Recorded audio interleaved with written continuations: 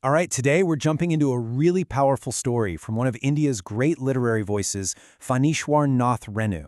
It's called Kalankmukhti, which translates to freed from disgrace.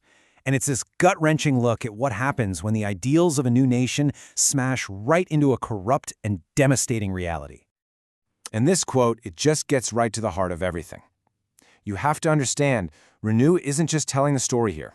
He's delivering this incredibly painful critique of the society that was born from the dream of independence.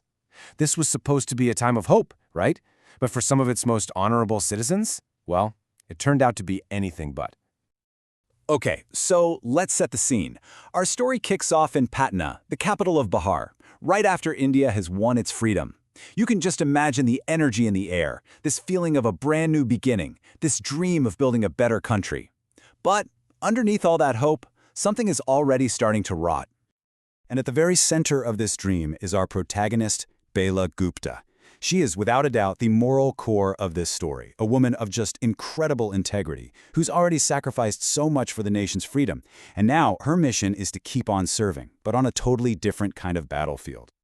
This really captures Bela's journey perfectly. See, before, she was a freedom fighter, out there on the front lines, fighting for the entire nation's independence. Now her fight has shifted. As a hostel warden, she's fighting for the freedom and dignity of vulnerable women within that new nation. The scale might seem smaller, but the stakes are just as high.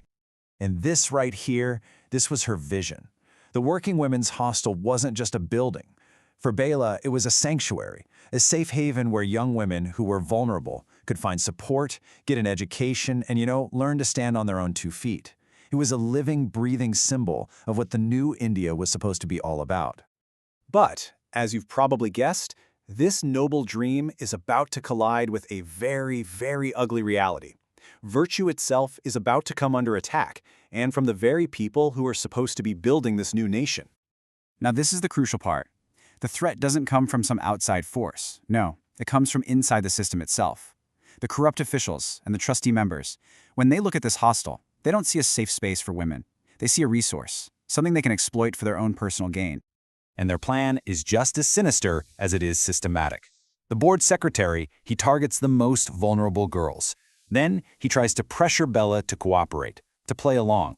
The horrifying goal here is to use these young women to please high-ranking officials in exchange for illicit favors.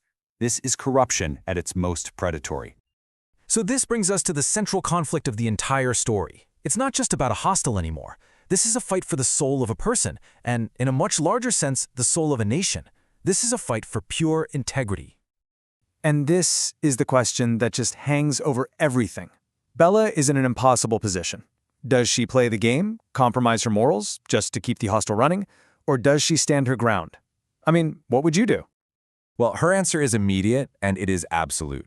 A clear, unwavering refusal.